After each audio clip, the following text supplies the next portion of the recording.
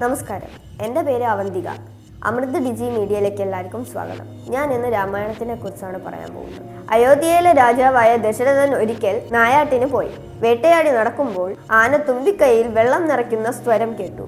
ശബ്ദം കേട്ട ഭാഗത്തേക്ക് അയാൾ ഉഗ്രൻ ഒരു അമ്പെടുത്ത് തുടുത്തുവിട്ടു. പാവം ഒരു മുനികുമാരന്റെ നെഞ്ചിലാണ് ആ ശരം തുളഞ്ഞു കയറിയത്. തപസ് ചെയ്യുന്ന പടുവൃത്തരും അന്ധരുമായ മാതാപിതാക്കൾക്ക് കുടിവെള്ളം എടുക്കാൻ വന്നതായിരുന്നു മുനികുമാരൻ. കുടത്തിൽ ജലം നിറയുന്നത് കേട്ട് ആനയെന്ന് തെറ്റിദ്ധരിച്ചായിരുന്നു രാജാവ് ദാഹിച്ചിരിക്കുന്ന അച്ഛനമ്മമാർക്ക് ജലം കൊടുക്കുവാൻ ദശരഥനോട് അപേക്ഷിച്ചുകൊണ്ട് മുനികുമാരൻ വരിച്ചു വീണു. പുത്രന്റെ മരണവാർത്ത അറിഞ്ഞ വൃദ്ധദമ്പതികൾ ദശരഥനെ ശപിച്ചു. നീയും പുത്രദുഃഖത്താൽ മരിക്കും. അതിനുശേഷം അവർ മകന്റെ ചിതയിൽ ചാടി ജീവൻ ഒടുക്കി. വളരെ കാലം പുത്രന്മാരില്ലാതിരുന്ന ദശരഥന് താമസിയാതെ 3 ഭാര്യമാരിലായി 4 പുത്രന്മാർ ജനിച്ചു. സൂര്യചന്ദ്രന്മാരെ പോലെ 4 കുമാരന്മാർ. ശ്രീരാമനും ലക്ഷ്മണനും എപ്പോഴും ഒന്നിച്ചേ നടക്കൂ. അവരുടെ ഇളയവനായ ഭരതനും ശത്രുഘ്നനും തമ്മിൽ പിരിയാറില്ല. രാജ്യത്തിനും രാജാവിനും സന്തോഷിക്കുവാൻ ഇതിൽ പരം എന്തു വേണം?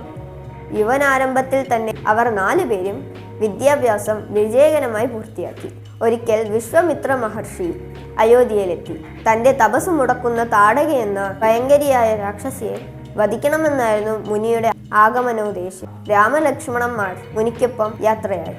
ശ്രീരാമൻ താടകയെ വധിച്ചു. സന്തോഷം കൊണ്ട് മനസ്സു നിറഞ്ഞ മുനി അവരെ ജനക മഹാരാജാവിന്റെ കുട്ടാരത്തിൽ എത്തിച്ചു. ഭഗവാൻ ശിവൻ സമ്മാനിച്ച പടുകൂറ്റൻ വില്ല് ജനക രാജാവിനുണ്ടായിരുന്നു. അത് കുലച്ചുടിക്കുന്നവന് ജനകന്റെ വളർത്തുപുത്രിയായ സീതയെ ഭാര്യയാക്കാമെന്ന് വിശ്വാമിത്രൻ ശ്രീരാമനെ ധരിപ്പിച്ചു. ശ്രീരാമൻ മുനിയെ വണങ്ങി വില്ലെടുത്ത് കുലച്ചുടിച്ചു. രാമ-സീതാ വിവാഹം നടന്നു. വൃദ്ധനായ ദശരഥൻ മൂത്തപുത്രൻ ശ്രീരാമനെ രാജ്യഭാരമേൽപ്പിക്കാൻ, എന്നാൽ ഭരതശത്രുക്കന്മാരുടെ അമ്മയായ കൈകേയി അത് സമ്മതിച്ചില്ല. പണ്ട് മഹാരാജാവിന് നൽകിയ ഒരു വാക്കിന്റെ പേരിൽ സ്വപുത്രൻ ഭരതനെ രാജാവാക്കണമെന്ന് ശ്രീരാമനെ 14 വർഷം കാട്ടിൽ വിടണമെന്നും ആ ദുഷ്ട സ്ത്രീ ശഠിച്ചു. പിതാവിന്റെ വാക്കു പാലിക്കാനായി ശ്രീരാമൻ കാട്ടിലേക്ക് യാത്രയായി. സീതാദേവിക്ക് ഭർത്താവിനെ പിരിഞ്ഞോ ലക്ഷ്മണന് ജ്യേഷ്ഠനെ പിരിഞ്ഞോ ജീവിക്കാനാകുമായിരുന്നില്ല. അവരും ശ്രീരാമനോടൊപ്പം കാടുകയറി. അങ്ങനെ പണ്ടത്തെ മുനിശാപം ഫലിച്ചു. തന്റെ ജീവനായ രാമകുമാരൻ വനവാസത്തിന് പോയതോടെ ദശരഥൻ പുത്രദുഃഖത്താൽ മരിച്ചു. വിധി തടയാൻ ആർക്കാണാവുക? കൊടുങ്കാട്ടിൽ ശ്രീരാമനും സീതയും ആശ്രമം കെട്ടി താമസിച്ചു. ലക്ഷ്മണൻ അവർക്ക് തുണ നൽകി. ഒരിക്കൽ ശൂർപ്പണഖ എന്ന രാക്ഷസി അവരെ ശല്യം ചെയ്യുകയും ലക്ഷ്മണൻ അവരെ വെട്ടി പരിക്കേൽപ്പിക്കുകയും ചെയ്തു. രാക്ഷസൻ ലങ്കാധിപതി രാവണന്റെ സഹോദരിയായിരുന്നു ശൂർപ്പണഖ. ഒരു കള്ള സന്യാസിയായി എത്തി സീതയെ തട്ടിക്കൊണ്ടുപോയാണ് രാവണൻ പകരം ചോദിച്ചത്.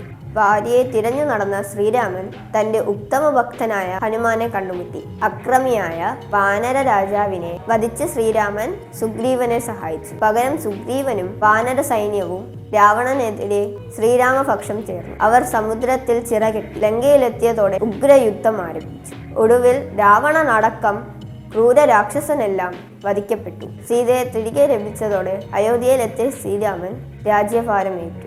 ഇത്രയൊക്കെ ദുഃഖം സഹിച്ചിട്ടും ശ്രീരാമന്റെ കഷ്ടങ്ങൾ തീർന്നില്ല. പ്രജകളുടെ സന്തോഷത്തിനു വേണ്ടി അദ്ദേഹം ഗർഭിണിയായ സീതയെ കാട്ടിൽ ഉപേക്ഷിച്ചു. പ്രതിജ്ഞ പാലിക്കുവാനായി പ്രിയ സഹോദരൻ ലക്ഷ്മണനെയും ഉപേക്ഷിച്ചു. ജീവിതത്തിൽ ഒരിക്കലും സന്തോഷം എന്തെന്നറിയാത്ത രാമൻ ഒടുവിൽ സരയൂ നദിയുടെ ഒരു കയത്തിൽ സ്വയം മുങ്ങി മരിച്ചു. ഉത്തമനായ ശ്രീരാമൻ സൂര്യനെ പോലെ സ്വയം കത്തിയെരിഞ്ഞ് പ്രപഞ്ചത്തിന് നന്മയുടെ വെളിച്ചം തന്നു. പ്രിയമുള്ളവരെ, എൻ്റെ കഥ ഇവിടെ അവസാനിക്കുകയാണ്. നിങ്ങൾക്ക് ഇഷ്ടപ്പെട്ടെങ്കിൽ ലൈക്കും സബ്സ്ക്രൈബും ചെയ്യണേ. എല്ലാവർക്കും നന്ദി.